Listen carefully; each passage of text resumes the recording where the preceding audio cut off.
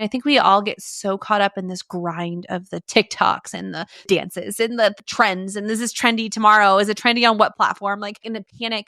And I think a great email marketing strategy just brings peace to your life because your email is doing the heavy lifting. It is doing those things on autopilot. And then I can utilize social media for the things I really want to talk about, or the things that I want to do, or the pictures and the trends that I care about. That's so free.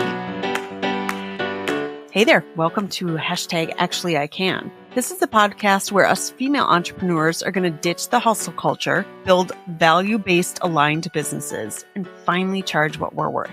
I'm Katy Ripp, a serial entrepreneur, business mentor, rule breaker, and your go-to guide for building a profitable business on your own terms. Around here, we do things differently. No hustle for hustle's sake, no playing small, and definitely no more following antiquated business rules that, clearly were not made with midlife women in mind. Each week, I'm here to ask the hard questions, share the advice that's actually worked for me, and bring on a guest or two who decided to say, fuck it, actually, I can do this my way.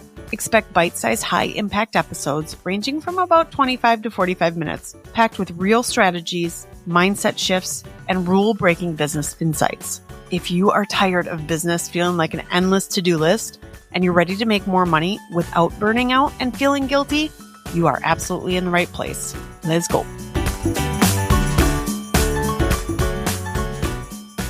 Okay, well, welcome Dawn Richardson from Flowdesk. I'm so excited to be here, Katy. Thank you for having me. I'm also a huge fan of your email list. So, thank you. I am just so excited to be here.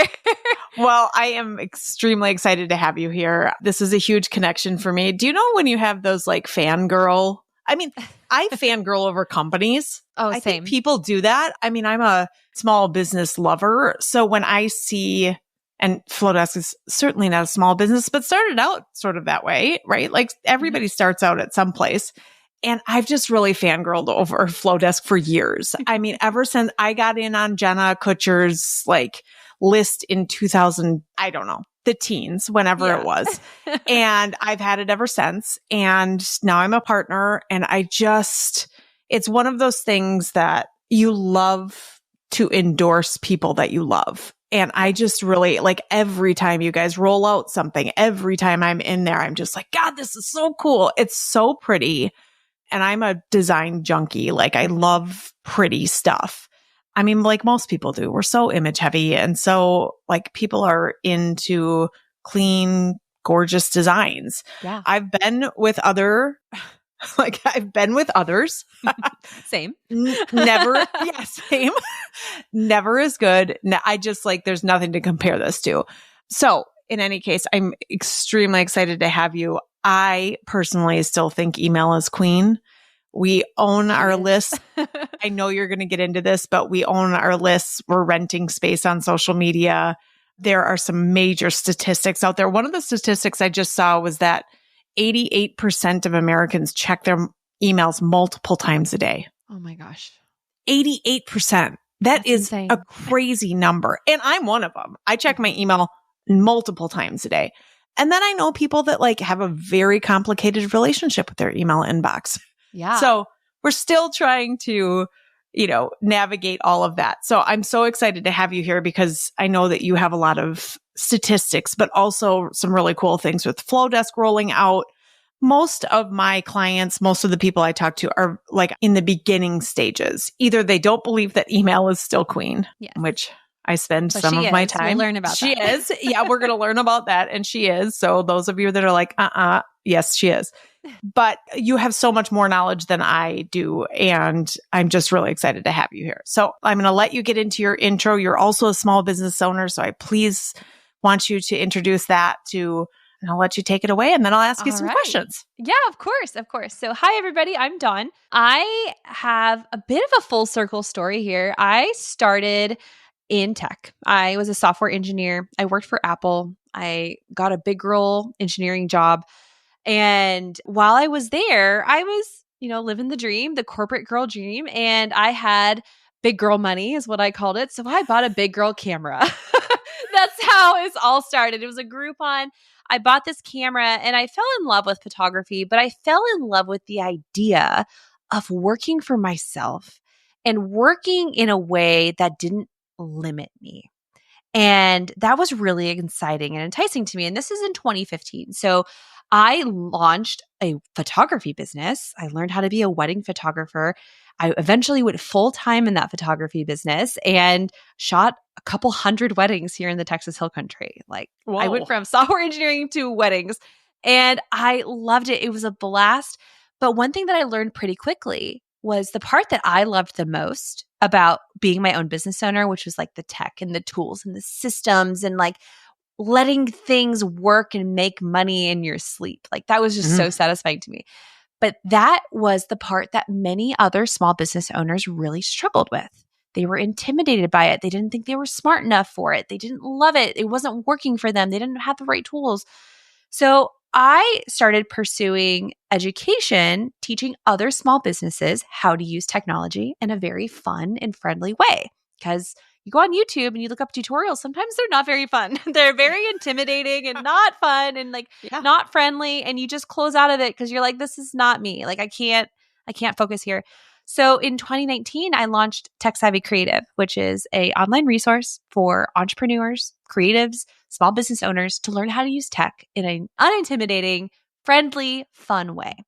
And so I started shifting and pivoting from wedding photography into this like education resource world. And for both of those businesses, I used a suite of tools. Like I was running my businesses and I was telling you all about these tools. Well, around the time that Tech Savvy launched, Flowdesk launched. And I was like, oh, a new shiny tool for me to check out. Let me check it out. And at that point in time, I was familiar with email marketing. I knew I needed to email market, and I was using a tool that allowed me to do email marketing. But it was definitely the thing that if I had a long list of to-dos, it was at the bottom. Like I did not prioritize it just because it was really painful. And I just, no. I had other things that I wanted to do. And then Flowdesk came along and I'm here and my intent was to review a new tool that came to the surface. You know, like I'm like, oh, these women powerhouses launched a email marketing tool. I got to check this out. So I signed up on day one for Flowdesk and I get in here and I'm like, wait, this is email marketing? This is so fun. This is beautiful. I could finally create something that was an extension of my brand. I could show up in the inbox in a way that was really impressive. And that's what I wanted to be impressive, right? Whether it was in Tech Savvy Creative or my photography business. And I have been a Flowdesk user since. I've been there and I have taught the tool at Tech Savvy and I have used it. I have made, I would say, over 6 figures from Flowdesk alone in my photography business. And people ask, I was really successful in my photography business. How'd you do it? Well, I had a subscriber list of like 200 people. Like it wasn't like this crazy number, but that 200 people, those subscribers would sell me out of sessions before I ever had to share about it online. And so they were like, wait, you offered those sessions? I'm like, I did, but only my email list got them. And they sold me out. So I'm making tens of thousands of dollars in a weekend because of my email list. And that was so powerful. So I really leaned into that as I phased out of photography, phasing into the coaching scene. Flowdesk just became part of my toolbox. Very happy with it. I use it in Tech Savvy. Very happy. Well, making a long story even longer here. I was speaking at a conference in 2023 and I was speaking as Tech Savvy. We were talking about AI. And Rebecca, who is one of the co-founders of Flowdesk, was also speaking at this conference.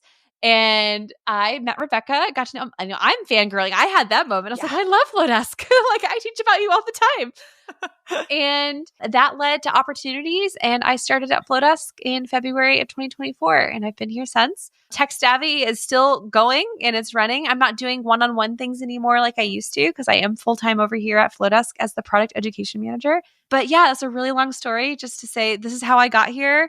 I love what I do. But not only do I love what I do, I did the things and I'm still doing the things that I get to teach other businesses. And that's what makes this so cool. It's just like truly a unicorn moment for me just because it was so impactful to finally understand email marketing, to have a tool that let me do that. And now I get to share it with the world and tell you guys about it. I mean, you know, email is queen. We all like, we are aware of that. But when you actually talk to somebody that made 6 figures from an email, like it's a different conversation. It's not just like this mythical, I should do this anymore. So yeah, that's why I'm here and how I get to do what I do. Yeah, well, welcome. I am so thrilled to have you. A couple of things that you said in there. One is I feel like photography is like the gateway drug to entrepreneurship, right? Like really so many is. people I know start out as photographers, but then it morphs into something like more beautiful and bigger. And then, when we first met, we had this conversation about you're a small business owner at heart, right? Like you're an entrepreneur at heart.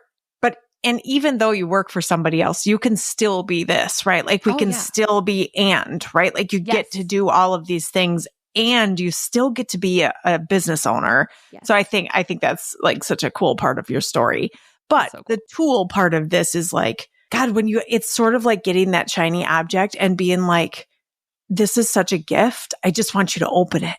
Yeah. Like, just open it. Open it already. Just do it. And I know it sounds crazy to have like this kind of, it seems like a very obnoxious relationship to have with a company or like an email platform. Yeah. But for me, that's how I feel about it. So again, so excited to have you.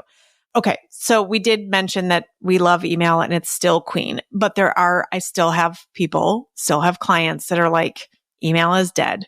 Yeah. This is for grandparents. This is for, sending your parents pictures of your kids. I don't check my email box, that kind of thing.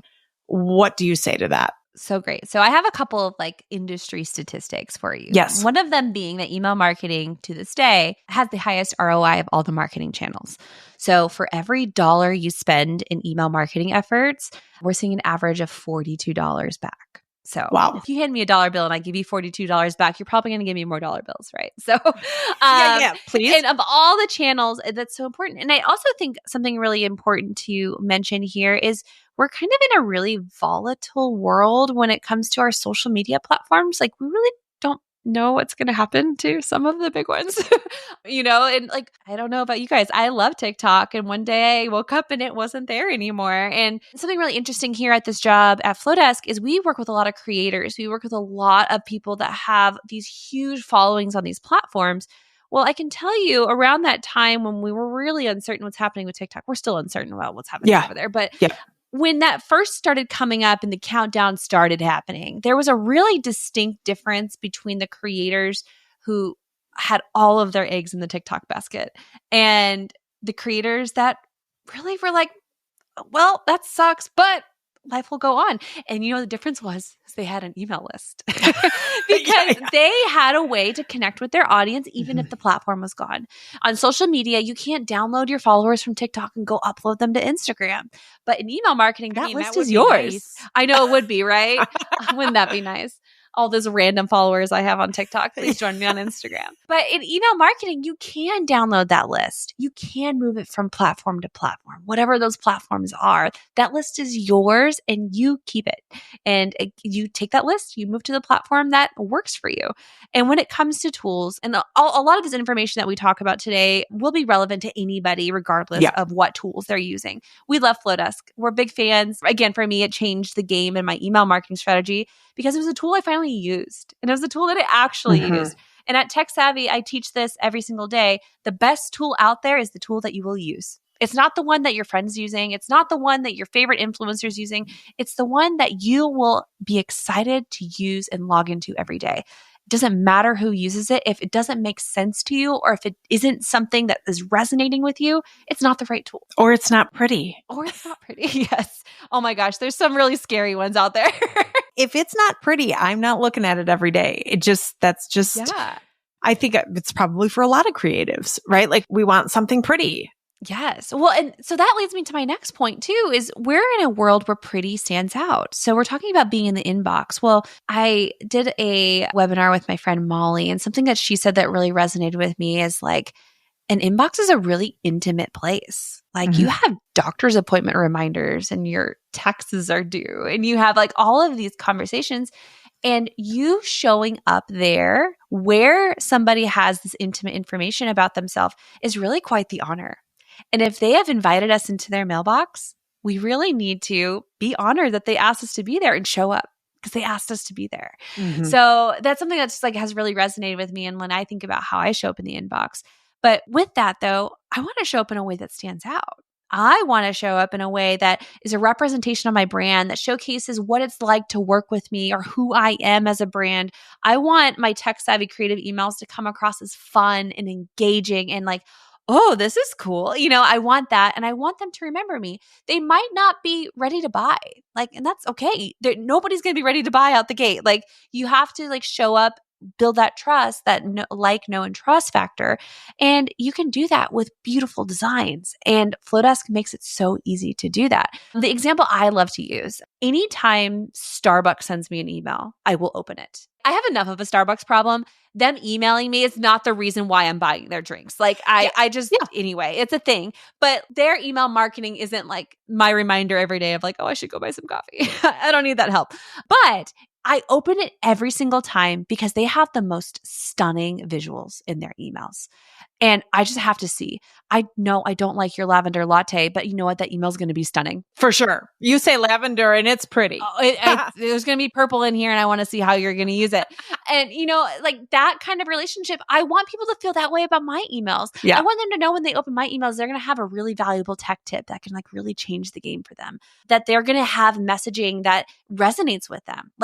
If I know that somebody's a photographer, you can bet that they're going to hear photography things from me. I'm really trying to mold what I say to my audience to make sure it's relevant to them. And I want people to have that experience. And that's where Flowdesk, email marketing, segmentation, all of these strategies come into play here. Oh, you said so much there that I could really I'm sorry. No. I mean, I could really jump on a lot of this. One of the things is the ROI.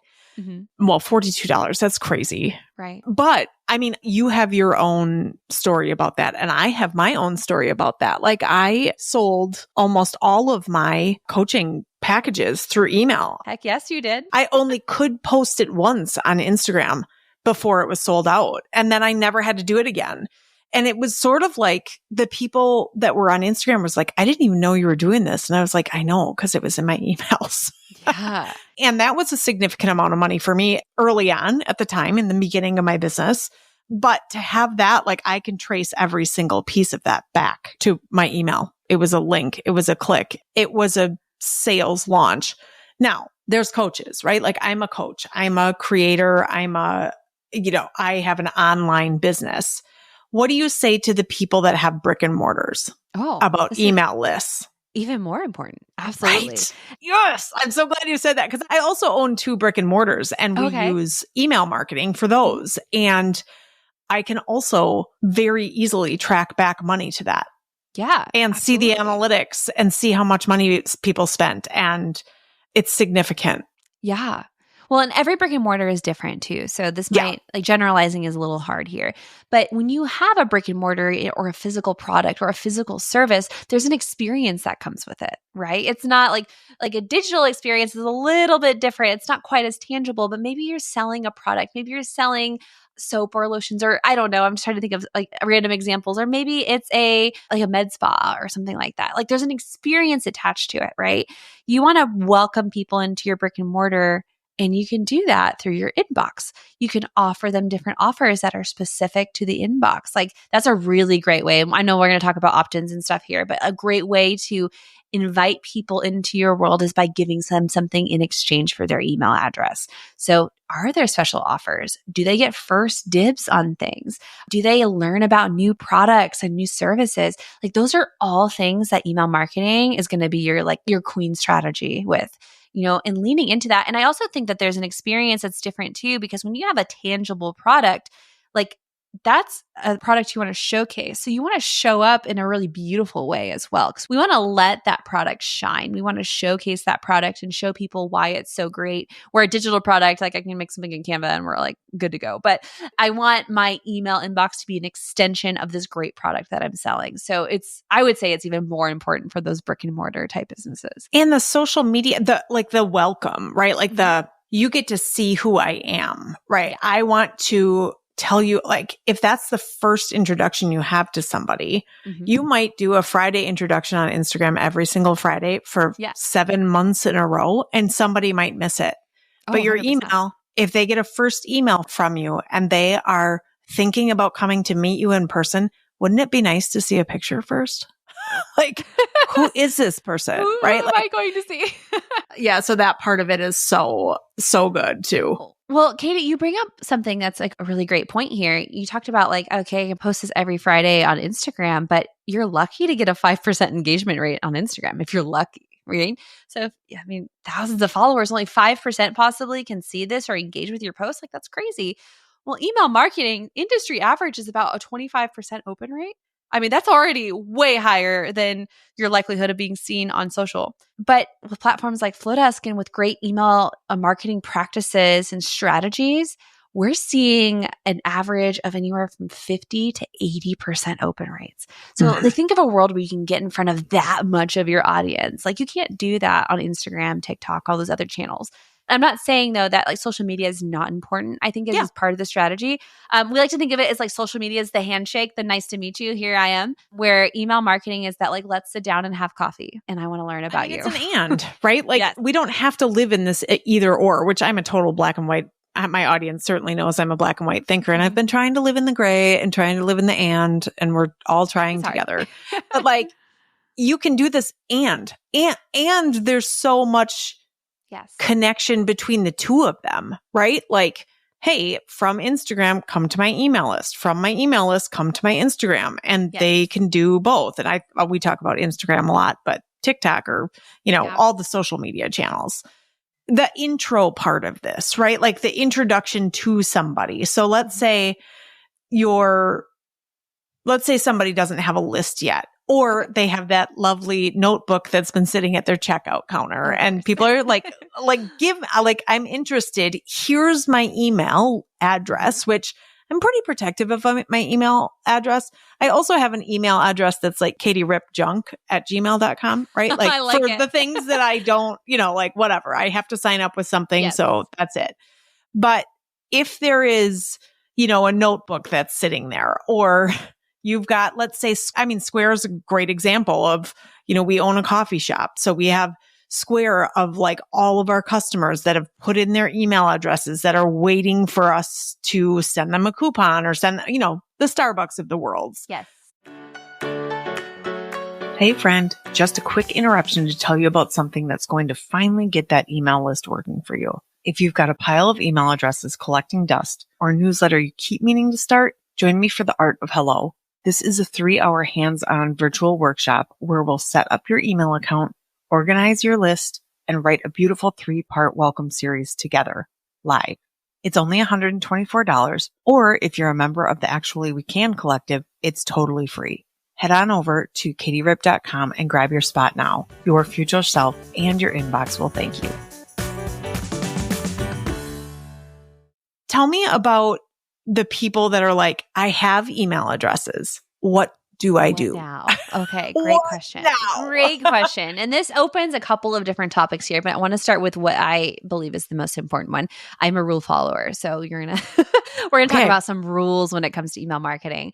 So in the email world, there's really two types of emails. There's transactional emails, which is like, here's your receipt. Okay. You don't have to have permission to email somebody your receipt. Okay. So that's called a transactional email. There's no regulations around that, or very limited regulations rather. And then you have your marketing emails, which are seen differently by email providers. They have rules and regulations around them. They have to have an unsubscribe button. They have to come from an authenticated domain. There's all of these different things. So in this world that we're talking about, we are talking explicitly about email marketing. We're talking about the marketing emails here. Now, when you have, let's say, a list or Square or whatever, the first thing that you want to make sure is that you have consent to email these people. So on your Square checkout, is there a box that checks the box that says, like, I would like to receive emails from you? That is considered consent. A spreadsheet on your desk might be a little bit harder to prove consent, but if you had something at the top that was like sign up for our newsletter, like making it very clear that they're going to be put onto an email list, that's really important. And a lot of those laws and regulations are getting stricter and stricter, and they are more prominent in other countries as well. So you hear about GDPR, you hear about these different terms and words. And those are just the regulations that manage how we can use emails and protect people's privacy. So just want to start there. If you are collecting emails, just make sure you're very clear and that they are saying yes to something. Like, being sneaky and trying to like buy a list of people is like not good practice. Like, don't do that. Yes. Which some people will do. And it's like common in some industries, but that's like not good practice. So you don't want to do that. So like, let's say we've gotten past that. You have gotten consent from these people. You do add them to your email list. Okay. So now what do I do with this? Right? Well, you have to start somewhere. Okay. And that's going to be my motto here. So you just have to start. And Flowdesk makes this really easy to start because we offer forms. Now, a form is an electronic way to take somebody's email address and their information. So like their first name, their email address, maybe something about them, like what are they interested in? That is their like opt-in consent. You can have those on your website. It can be a pop-up. You can post it on your Instagram. You can put it in your link in bio. You can put it really anywhere that your customers are. So with a form though on Flowdesk, those are totally free. So if you are somebody who's in a place where you're like, yeah, I really should probably look into this email marketing thing, but you're not quite ready to like dive in fully, get a form up on your website. Say, hey, join our VIP list. We'll update you when we have something to update you about or whatever that is. Extend the invitation to invite people in. You can do that totally free on Flowdesk using any of our forms. So start collecting those subscribers and building that list. So when you do sit down, you are ready to start emailing them. You have people to email. Mm-hmm. So no excuses, everybody. No excuses. So start there. But once you're there and once you are emailing, what do I email them? So a lot of people start with a newsletter. That's really common. What I would recommend with a newsletter is choose a cadence that you can stick to. Consistency matters here. And there are a lot of weird things that we can talk about that are really deep into the email space. But when you have an email list, your email domain can go cold. That's what it's called. So it's like if I have a list and I don't email anybody for a year, and then it's Black Friday and all of a sudden I take all of my lists and I blast them with an email, Google's going to be like, who is this? Straight to spam. It's not a good thing. You don't want to just like blast your list after being dormant for so long. So we have there's a concept in email marketing called like warming your list. You want to warm up. You want to tell Google and Yahoo that you're trustworthy, that people want to open your emails. So you kind of want to start there. But the reason I'm mentioning this is after about 6 weeks is when your list starts to go cold. So if you can start with a newsletter that's maybe monthly, it'll help you maintain that warm domain. So that's really, really good. Quarterly, that's okay. Monthly would be better. So if you can stick, that's 12 emails a month. You can do, or a year, sorry, not a month. 12 emails a year. If you could fuel a whole strategy with 12 emails a year, like, yeah, I'm here because it all goes on autopilot. Yes. Well, by the way, you can schedule them. You can't, it's automated. There's so much here. There's so much here. I love it. So that's typically where I point people. And that's also something that's most familiar to people is like they're on other newsletters. They're getting blog post updates or like what weddings I went to or what products are available, like whatever, a story. I worked with a photographer who had this weekly series called Friday Feels, and she just told love stories of her clients. And that's not my genre. It's like the romantic, but there's a lot of people out there that are, and they like, she has thousands of subscribers on this Fridays Feels. And like people know her and call her out like, oh, I saw your email, like even though they're not in her area, but they are sending clicks to her website. They are buying her online products. They are following her, commenting on her stuff, building up her presence.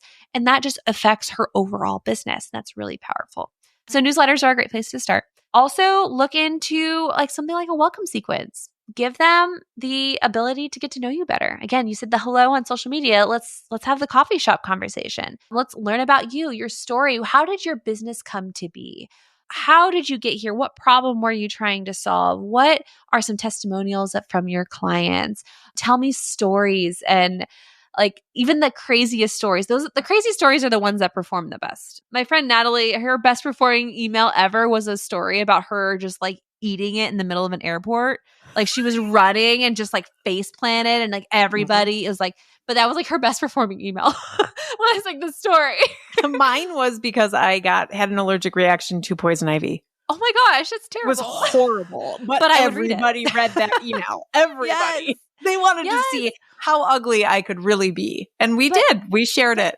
Yes, but Katy, think about it. That's the conversation that's the story you would tell me if we were sitting having coffee. For sure. You know, not a lavender latte, but we were sitting having coffee, you know, and just having that banter. And then that story just makes me feel like I know you better. It makes me feel like I'm connected to you. So when I have a problem and all of a sudden my friend Katy can solve it, well, guess where I'm going? And that's really where the monetization piece comes in, right? You build this trust factor, you build this relationship, you build their excitement around your emails because you're sending them relevant content.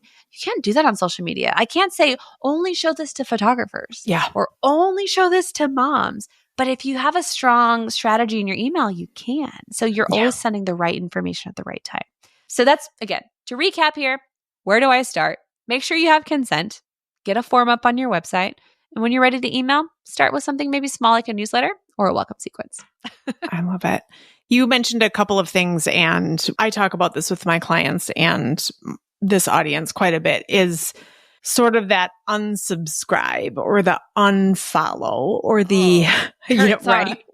We're going to get into this. And I love this conversation so much because I believe wholeheartedly in abundance and there's enough to go around, but also like you're just not going to be for everybody, period. And that's okay. It doesn't mean that you have to have a thick skin. It doesn't mean that you can't be sensitive to it. It doesn't mean that you can't have feelings about it, but you have to shift your mindset around when somebody unfollows me, when somebody unsubscribes, when somebody is in a different headspace than you. That's all it is. You don't have to make up a story about why they don't like you. It doesn't matter. They're just not your ideal client.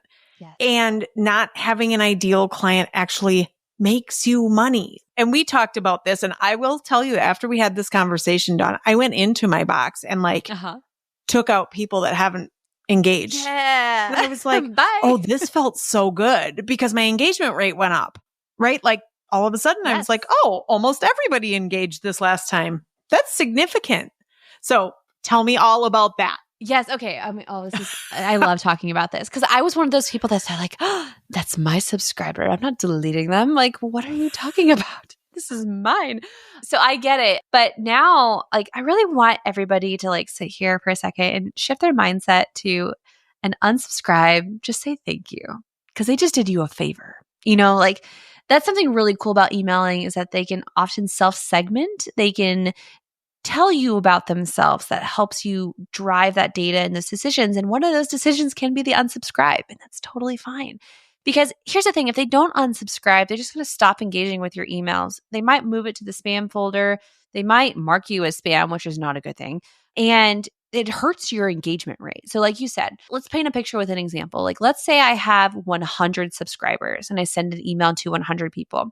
Well, if 25% of them engaged with that email, I have a 25% open rate. Okay. So, okay, cool. And here's the thing, the inbox providers, Google's, the Yahoo's, the algorithms of the world are looking at that information. Google is now recognizing like, oh, only 25% of our people open that. Okay, well, if I can get rid of the people that don't engage with my emails, maybe they haven't opened an email from me in 6 months or 3 months or whatever you want that rule to be. And now I send the email to 25 people, but all 25 of them opened. That's a 100% open rate. And Google and Yahoo are going to be like, oh, everybody opened that email. And that helps them prioritize where they place you in the inbox. Like you are more likely to end up in the folder you want to end up in and not in the spam folder. You are more likely to build that like strong rapport with the algorithm gods out there, right? And that's really important. So we teach at Flowdesk, like if you can clean your list every 3 to 6 months, like that is ideal. We have filters in Flowdesk. Find the people that have not engaged in your email in a month, a year, whatever you feel comfortable with. And you have a couple options. So like, let's say we find those people. You can put them through something, what we call like a re-engagement workflow. You can send them at like, hey, are you still there? Like, have you ever got one of those emails that's like, hey, like, hello, remember me? And see who engages there. If they engage, keep them. If they don't, time to let them go. Again, we work so hard to collect these subscribers, so I get it. But it's really a great thing when somebody unsubscribes. And it's even better when you do the work for them and you cut them out. Yeah, this was one of those, it's hard to see an unsubscribe. And then it's hard to go down the rabbit hole of like, oh my God, this is my sister or my cousin or a friend or a business owner that I thought I had a really good relationship with or whatever it is. And this has totally happened to me. I have definitely gone into my unsubscribes and I'm like, what the fuck? Like, what did I do? Thanks, Mom. Yeah. Thanks a lot, Mom. Actually, I did. Like, one of the people I just kicked off was my dad. Like, he was on my list that he hasn't looked at my emails, right? But at the same time, like, I deleted him. I was like, whatever. Like, he's not my ideal client. He's a supporter of mine. He loves me. He's my dad, but he's not a customer. He's never going to be my small business mentoring client. Yeah. So it doesn't make sense for him to be on there. And I have a whole theory about, this hustle network and, kind of a first circle, second circle, like the dads of the world you shouldn't have them on your email list anyway. I mean, if they want to read it, that's cool. Then they have to open it and read it, but just to have them on there. But it is hard to swallow, especially if you're an empath or sensitive or this part is hard to accept that not everybody is going to be your greatest client. Right. Not everybody is going to love your coffee. Like, not everybody is going to come to get Botox from you. Not everybody, that's just the nature of it. And we also know that as consumers, we go to more than one place. So I go to Starbucks and I own a coffee shop. People are like, I actually got in the car with my friend yesterday and I had Starbucks in my hand and she was like, are you serious? Like, why do you have Starbucks? I was like, well, sometimes I don't like to go to the coffee shop because they're busy and like, whatever. I still go to Starbucks, right? Like, there's plenty for Starbucks and for me. But in any case, I think that there's something really powerful about the letting go of it and just shifting your mindset into this actually is helpful for me. Maybe Flowdesk should change the name of their list to like, thank you instead of unsubscribes. Oh my gosh. I wish I could come up with something punny and like witty right here. Yes. Like, here you go. Like, see yourself out. This is my peace out list. Peace out list. Ghosted. Yeah. No. Or let us customize them. Like, Flowdesk could just let us customize them. Oh my gosh. That'd be so the list. So when I clean my list of Flowdesk, I actually put them into like a ghosted segment. That's what it should be called, is a ghost list. Like, I've seen funny names, like, like people are really clever with it, or unengaged or inactive or like, see you later, like whatever you want to call it. You can call them those things. Left at the altar. Yeah, unengaged. Exactly. I mean, have fun with it. Have fun with it. But Katy, you mentioned something really early in this conversation, and it was just about like, you don't know where people are in their lives either. Like maybe somebody that unsubscribed from you is having really bad imposter syndrome. Mm-hmm. And it might be one of your best friends, but they also run a business. And you know what? That just sometimes we gotta get in these places where you're like, I want my friend to be successful, but I need to like close my mind for a little bit. Mm-hmm. Like, or you subscribed using the wrong email, which I've done many times. I also have I have a subscribe at Tech Savvy Creatives, what I sign up for. That way I can just filter it into its own email. And then I go through and like check everybody's emails. Yeah. That's also something great to do. If you have like somebody you're a fan of, like go open their emails and click their emails. It helps their engagement. Yes. Yes. Same of like going in and following on, social media. Like, it helps. It's something free to do. Exactly. Yeah. Exactly. So if you have somebody that you love following or a creator you get emails from, like go open that email and click on their stuff. That just helps their engagement rates, helps them show up to other people. So like, that's always a great thing to do.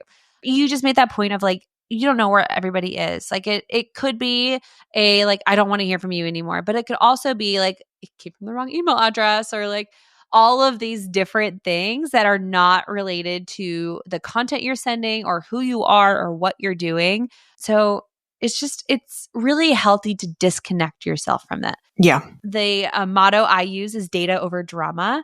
Like, this is data. This is not something like, we're not going to be dramatic here. Like, I'm not going to let my feelings be hurt about this. Like, this is data. If I have like a high unsubscribe rate from a certain email, that is data. What did they click on? What did they unsubscribe? Like, what piece of this can I make different decisions and improve from here? Because we win or we learn. Like, there's never losing when it comes to business and data and things like that. So come at it from a data over drama perspective. Use this information to make different decisions and say thank you as they leave and help your engagement rate.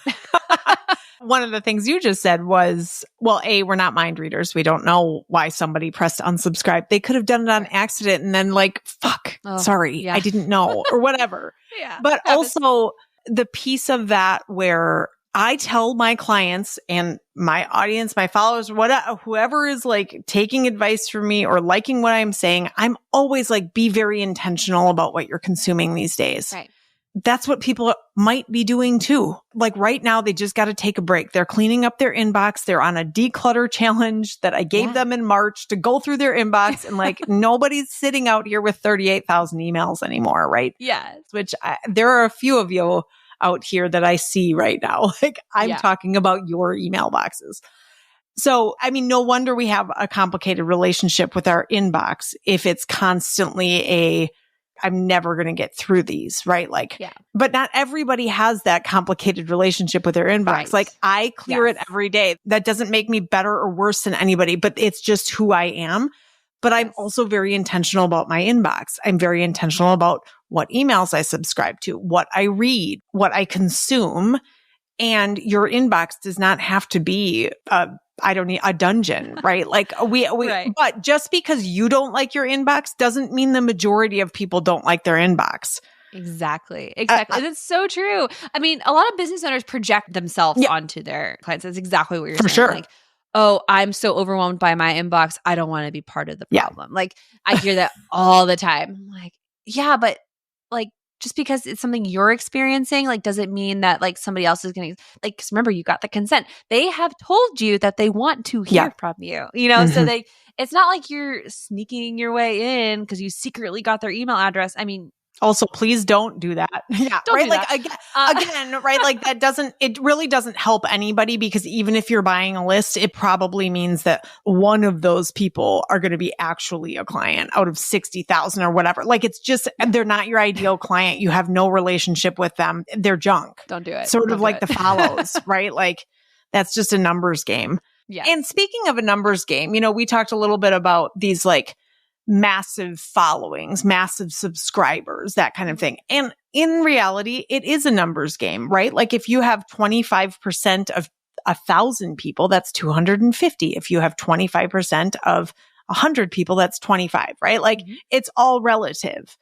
But the 25% or the 30 or the 70, I mean, you don't need that many people on your list. That we have been so misconstrued by these like crazy numbers. Like people want to get to 10,000 followers. I could never service 10,000 people. No. Exactly. Does anybody even know what 10,000 people looks like in a room? If you were standing on a stage with 10,000 people, that's an insane number. I think I have actively participating, now that I've cleaned up my list, around 450 subscribers on my list. Amazing. But I have an 80% open rate. Yeah. But even before I cleaned it, and people engage with it. So it's like, I didn't have 500 people at my wedding, right? Yeah. Like, oh, no, I don't even know. I mean, I know 500 people, but like, that's a really big number. And so I think we sort of get skewed from it doesn't really matter what the number is. It's really the percentage of that number because those people, it doesn't, yes, you might have a bigger number of engagers eventually, but starting out, even if you have 10 people on your list, it's a significant number to have 4 people reply to it. Yes, it is. I mean, those 4 people could pay your salary for the month. For sure. Quarter. Yeah, depending on what you're selling. Exactly. Yeah. I have a friend who, her name is Sarah Ann Designs. So everybody go follow her. Follow Sarah Ann Designs and subscribe to her newsletter. She did a tech-savvy creative website. She's beautiful. But she has a daily affirmations email list. Oh, cool. And I love it. It's so great. It's just like, she just reminds me that I need to like take a minute and ground myself every day. Like she's just like friend that everybody needs. But she does custom web designs and she's not taking 100 clients a year. She's taking like a handful of clients every year. You know, I love Sarah so much. Sarah, I hope you're listening to this because she actually doesn't do social media. She just does Pinterest and email. Like that's oh my God, I love that so much. She posts on her Instagram once a year where she just posts like all of her designs that she did for the year and then she logs off for the rest of the year. But I mean, everybody out here listening is like goals, right? Like, so goals. Goals. But she has millions of hits on Pinterest. And she has a great blog. Her email markets her blog. Her email markets her services. It's all coming from her email and her Pinterest. And she's such a great resource. She has a Pinterest course. Go buy it. It's wonderful. Amazing. But to me, she's just like exactly what I think of as like a peaceful, relaxing business. And I think we all get so caught up in this grind of the TikToks and the dances and the trends. And this is trendy tomorrow. Is it trendy on what platform? Like, like in the panic. And I think a great email marketing strategy just brings peace to your life because your email is doing the heavy lifting. It is doing those things on autopilot. Because if I look into my analytics on Flowdesk, like my workflows have sent over 10,000 emails. Like what? I didn't send those. Like you created it once. That's a workflow. So it's an automation. I created it once. I haven't touched it. Here it goes. And that's really powerful. I didn't post 10,000 things on Instagram. But if something is facilitating my business, it's facilitating my income, it's creating those relationships, it's helping me show up authentically in a way that I want to, that I'm proud of. And then I can utilize social media for the things I really want to talk about or the things that I want to do or the pictures and the trends that I care about. That's so freeing. It's not I have to post 3 times a day kind of thing anymore because that's not where you're driving, your income for the week or the month or the year or whatever it is. And I admire Sarah so much and what she's built because she's built this truly peaceful business. It sustains her and her family. It sustains what she loves doing. She gets to say no to the things she doesn't want to do because she says yes to the people that do understand her and have shown up and have gotten to know her. And she does that all without an Instagram. I mean, right? Like amazing. So this is a perfect segue. And I know we're sort of getting close to time here. We might have to do a second part. The lead-ins. Mm-hmm. How are we getting email addresses, right? Consensual email addresses. How are we getting those? You hear lead magnets, you hear pop-ups. I mean, I said pop-up to somebody the other day and they were like, oh my God, I would never do a pop-up. And I was like, these are not like the AOL pop-ups of our youth, right? The pop-ups aren't the devil anymore, right? They're actually a thing and it's fine. So and you can navigate your way out of there. Oh my God, pop-ups. And you can just X yourself out. It doesn't actually just stay on your screen like it did when we were 20. So, there's lead magnets, right? And not any, but a lot of the courses I've taken about email and stuff out there, it sort of makes me want to throw up in my mouth a little bit because all you hear about is a checklist, right? This is how you get a lead in. This is how you trade their email address for your product. And it's so easy to do a lead magnet. It's so that, it's this and this, and then you have this workflow and it's no big deal, except it kind of is a big deal on how you get people there because you don't want to give them something that they're just getting to get and then get the fuck out. Right? We also want to make it relevant. So yes, you can go into Canva, which by the way, Flowdesk has now a relationship with Canva. We're going to get into that. Surprise. But also you can go in and do a PDF. There's nothing wrong with that. It still works. I'm not saying that. But if that's not your thing, what are some other underrated lead-ins? Ooh, love this question. Okay. So first, let's talk about our opt-in, just the concept in general. When you have an incentive to opting into your list, you can see conversions that double, triple, quadruple. It's really amazing. And there are a couple of ways, like you mentioned, the PDF, the checklist, those are great.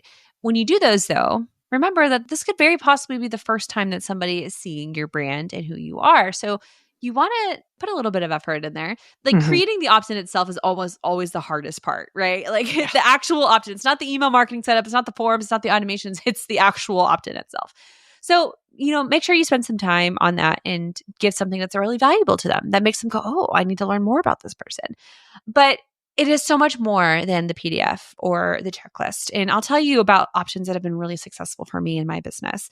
My number one opt-in, and I'm talking 40% of my list, is from a quiz. And I use Interact. There is a direct integration between Interact and Flowdesk. And guys, I love this integration so much because not only when somebody gets an answer to my quiz does it put them into a segment in Flowdesk, but I can segment somebody by their answers from the questions throughout the quiz. So like in the quiz, I say like, tell me about what you do. And then have like a checklist, like I'm a photographer, a videographer, like whatever. And whatever one they click on, it segments them into the correct audience in Flowdesk. So now if I know that somebody's a photographer and I have a photography course or I'm speaking at a photography conference, guess who's getting an email about photography? So I have like a set audience ready to go. Now, the cool thing about opt-ins is that they can be beneficial to you too. It's not always about your audience. And this is one reason I really love my quiz. I used to get questions all the time about in my DMs, like multiple times a day. People were saying, hey, I'm a photographer. I do this. I don't know what Mac to buy. Which Mac should I buy? And I literally got that question like 4 times a day. And I was honestly tired of answering the same question every day because, if you're a photographer using Adobe Suite, like you're going to require more power to your computer than somebody who is just using it for Canva and email. Like they're very different requirements. And there's so many options in the Apple Suite and things like that. So I built a quiz called What Mac Should You Buy? And it has 12 answers. There are 12 different answers. I point you to different computers, different configurations based off of how you answer this quiz. I get hundreds and hundreds and hundreds of opt-ins to this quiz, and I provided them value. I take them to a landing page. I send them an email with a link to the landing page so they can come back and access it. And now I know what their result is. So when Apple turns around and releases a new MacBook Air, guess who's getting an email that Apple released a new MacBook Air? Mm-hmm.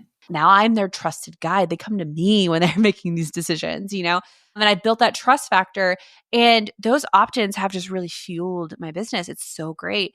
So think of things like, what are your problems that you're trying to solve? And like try to like work backwards. Like, is there a way that you can offer an opt-in that solves a problem for you, a pain point for you? And for me, it was the DMs and collect email addresses at the same time. So now it's all on autopilot. So huge fan of the quiz. Love, love, love Interact. And if you're curious, if you want to see this in action, techsavvycreative.com/quiz. Go play with it. Sign up, unsubscribe after. Does not hurt my feelings. If you just want to see how it works, go for it. Yes. And I also love Interact. So if you are in my community, I will put a little tutorial of Interact and how it integrates with Flowdesk in there because I love the quiz. And so actually when I tried it, I had like a kind of like, what kind of creative entrepreneur are you? And it was so fun. And like, it helped me do all the questions and the answers. That's the other thing. It's got an amazing AI in there of like, like helps you with the questions and answer. And then it kind of splits everybody off depending on like whatever their algorithm is, which is way beyond who I am as a person.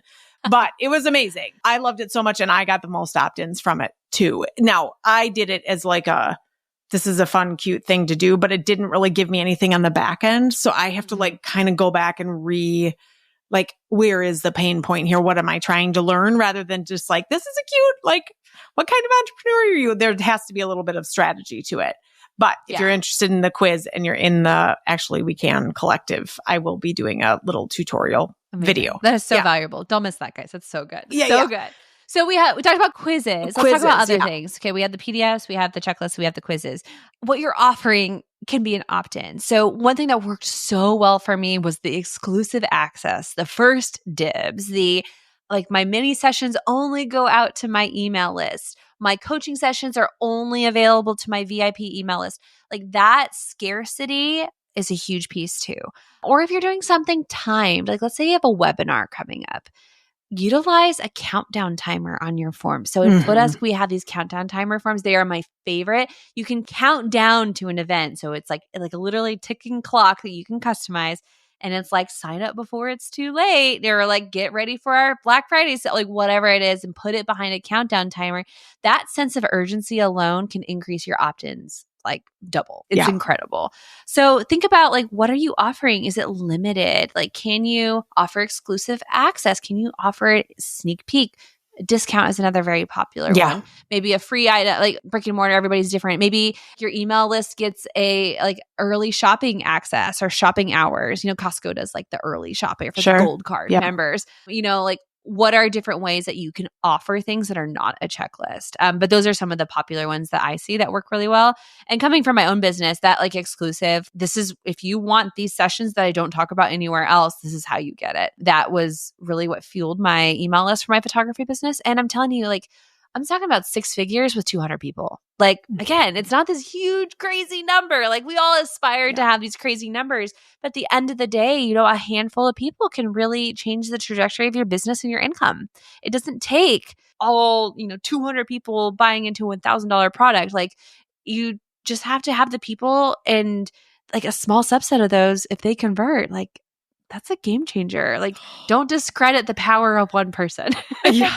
Well, really that's the other thing I was going to say is like, if you segment out somebody and you have one person on that email, that one person doesn't know they're the only one. Exactly. So exactly. I mean, we're getting a little bit further into the nitty gritty of this. And, I only really made it through like my first section of questions here. Oh my goodness. Maybe we can do a part two. We will do a part two for sure. Let's do that. Tell me a little bit before we wrap up. What advice do you have for somebody who thinks they're bothering somebody, or that they sound salesy, or they're like, oh, I don't want to have to show up in their email. I don't want to get annoying. I hear this a lot, and I was this person. So tell me your advice. So this is really mind shift here. It's like, remember that if you are annoying, that they will exit. They will leave. And that's okay. Like, that's where it's so powerful. That's so cool. Like, we have the ability to unfollow people. We have the ability to unsubscribe. It's okay. Like, let them. That's fine. Again, if they are there in the first place, they have at some point in time said that they're interested in hearing from you. Lean into that, not so much the possibility or the assumption that somebody's going to make a decision based off of like what you're feeling. Don't project onto them. Yeah. So again, like, try things out. Maybe, again, data over drama. Maybe try different things. Like in Flowdesk, we have really engaging blocks. So like we have poll blocks, we have the countdown timer, we have different images and layouts and all of that stuff. And that's really exciting. So experiment. See if people engage more with one type versus another. Let's see if they prefer the newsletter, or if they prefer something that's a little bit more personalized, or do they prefer the opt-in? Like, you have to experiment, and you won't know until you try your audience. Because again, at the end of the day, my audience is different than your audience, Katy, versus the person that's listening to this. Yeah. All of our audience is different. You are their expert. You have to experiment, try new things. And if somebody leaves, that's data. That's okay. It's okay. Show up. You are a business. It is your job to sell. At the end of the day, you are a salesperson. I'm sorry. Yes. Like, you're in sales. Yes. Amazing. Tell me about, well, we can talk a little bit about this, because people are always like, well, it's just another expense, right? Like, it's another expense. It's another system I have to have. It's another, that kind of thing. I have always been I'm in the school of, how many people can this replace for me? Right? Like, or how many hours a week does this replace for me? If I don't have to be out there selling on Instagram, and I can make 4 or 5 sales through my email, that's a mindset shift for sure. Yes. But Flowdesk has not changed their price for a while. I mean, I think I've been paying the same since I started, and they just keep adding stuff. So this is the part where I'm going to like gild Flowdesk in gold here, right? I'm also going to give everybody my 50% off coupon, right? Yes. So you get 50% off for a year if you use my invitation, which I will put in the show notes. But tell me about like all the fun stuff that Flowdesk has going on. And every time I go in there, and also I do actually read the Flowdesk emails. Oh, so you like do? when they come through, I actually read them. So I do know what's going on most of the time. But there's some really cool things.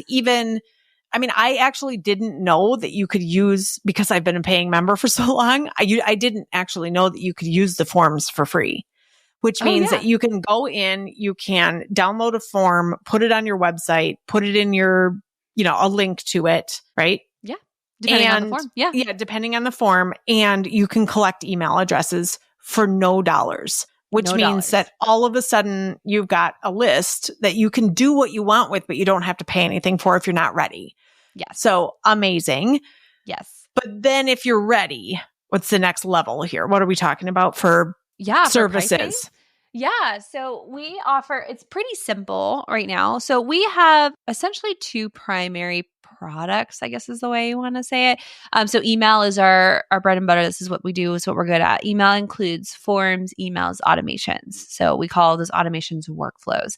But we also close the sales loop here, and we have another piece to this called checkout. And checkout essentially provides you a sales page. It integrates directly with Stripe, and you can build a stunning, high converting sales page for a fraction of the cost of some of these other e-commerce platforms out there. And it's really nice. We actually, a couple of weeks ago, just introduced e-commerce connections in our emails. So you can link directly to your checkouts, which is really cool in your emails. So sell from your emails. Beautiful. And many, many more exciting things coming for checkout. So I just wanted to preface what checkout was before I mentioned checkout here. But we have a flat rate. So we are $35 a month for email. So that includes the forms that are free, unlimited emails, unlimited subscribers, unlimited automations. So that's different than some of the other ones, right? Like, yes. I'm not sure how many of the other ones have changed because, again, I haven't left. But so many of them are based on how many. Basically, you're getting punished for more people. Oh, yes. For sure. For sure. No. They do we don't want to do that. Subscriber-based pricing. Yeah. And everybody's a little different. But I know I talked to somebody, a friend of mine recently, and she is on a different platform. And she was telling me that she was paying $1,200 a month because she had 500,000 subscribers. Whoa. It was bananas. So at Flowdesk, we are flat rate. I mean, that's amazing to have 500,000, but also that's a lot of money. Wow. It takes the wind out of your sails a little bit. Like, that's a lot of money. Wow. Okay. So we do offer that, and that's something that we've offered since the beginning, which is really cool. And then we have a higher tier. I believe it's $59 a month. That includes checkout. So if you want to have that e-commerce platform, those beautiful sales pages integrated with Stripe, that's available too. And I will say I use checkouts for my checkouts for my store, basically because I sell digital downloads. I have events. I've done a lot of those things that I've used checkouts for. And it is it's seamless. B, it's super easy and extremely user friendly, but also like everybody's collected in there, right? Like everything's email, it's all collected to the segments. I can then segment out and figure out, okay, this person came to this event, but they didn't come to this one. They might be interested in this or whatever it is. But that basically has become my store. Yes. And there's just checkouts only. So you could just like blanket costs, give somebody a cost for something and here's a checkout. It's just, I have really gone down a rabbit hole on checkouts and I love it so much. I love checkouts. Oh, I love checkouts. It's so fun. That's what you're going to see. My Art of Hello workshop is going to be through checkouts. And I love it. That's perfect. I know some people that use it for free offers too. Like, like they have a workshop. Like you can use a form. That's great. But like if you can build like a full sales page, like for your workshop, like describe who's coming, what you're talking about, like it's truly, really beautiful. And and all drag and drop, all easy. And they're gorgeous, right? Like you can really customize them. Man, I could go down a hole on this. Okay, as we wrap up here, what suggestion do you have for somebody that's just starting out? We talked about this a little bit at the beginning. We've got like just start, but then what? So obviously just start, but also I want you to take a minute and like picture what your ideal business looks like, right? Because I think as small business owners, we have this dream of like what we want this to look like. And we learn that we left the 9 to 5 to work 100 hours a week instead. And it was like not what we expected, or like I wanted to be home with my kids. And now I'm just like crazy busy and overwhelmed all the time. So I think something helpful to me is like, I think of my ideal. I think of Sarah. I think of what this world could look like. And I ask myself what strategies could get me there. And it's almost always not the social media world. It's almost always things like strong email marketing and a strong strategy. I want to show up for the right person at the right time with the right message. And I can do that on autopilot while I'm sleeping, while I'm with my babies, while I'm taking care of family members, whatever that may be. And that's not a freedom that I get across other channels. So not only do I encourage you to start, but I encourage you to think about like what this could look like in your world. And when you get that picture, it's just so much easier to dedicate some time and some resources to that. Because for any tool, there's always some startup time. Like it's going to take you a while to figure out what you want to say. And now we have ChatGPT. Like, y'all, I love me some ChatGPT. Yeah, I will spend hours in there talking to it, refining things. But getting there, it takes some time and some effort. And you're not going to just like get an account and all of a sudden all of your problems are solved. Like you still are the brains here, right? So it's going to take some time, but when you have a why and you have a vision in mind of like where you want your business to be, it really changes how you see it. Your time doesn't feel wasted. Your time's not as frustrating or like you're struggling to spend it. So lean into that with the encouragement to just get started, because once you get this started and get this going, the autopilot numbers are just so satisfying. Yeah. And just watch it roll in. I think about that, like how many hours when I first started doing reels I spent making one reel. I don't think I've gotten any better. 3 hours. I know, right? Right. Like 3 hours sometimes, like making one reel that got like 1 like or 12 likes. And I was like, are you fucking kidding me? But I have spent to spend 3 hours on an email, which I think I've never done, and to make $3,000. Like, that's a real ROI that I don't know why we can't quite connect it, but my mission in life for the next few months is to figure out how we can connect this for you. So And we're making it even easier for you. So we just launched our Canva integration this week. We're going to be talking about it later in April, but now you can directly connect your Canva account. So when you have an image block inside of your email, you can like select Canva and all of your Canva designs populate. So you don't even have to leave Flowdesk to bring in those designs. So like we talk about beautiful designs, we talk about all the possibilities, but now like the possibilities are like truly endless. Like yes, Canva has entered the chat.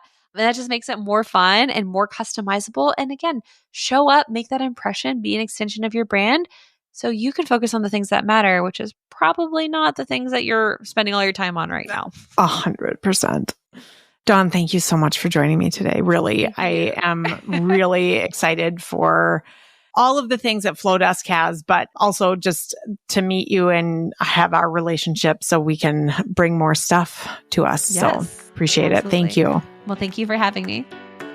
Well, that is a wrap on today's episode, but the conversation doesn't have to end here. If this episode resonated with you at all, come hang out with us inside Actually We Can. This is my private community for midlife women entrepreneurs who are just done with the hustle and ready to build businesses that actually work for them. Inside, you'll find support and strategy and a whole lot of real talk from women who get it. You can join us at katyripp.com/community. We can also stay connected on socials. You can follow me on Instagram at katyripp for behind the scenes, extra insights, and plenty of business wisdom. But most importantly, make sure you follow the podcast so you never miss an episode. If you loved today's topic, please leave me a review and share it with another badass woman who needs to hear this. As always, thank you for being here. Now go do your thing, and I'll see you next time.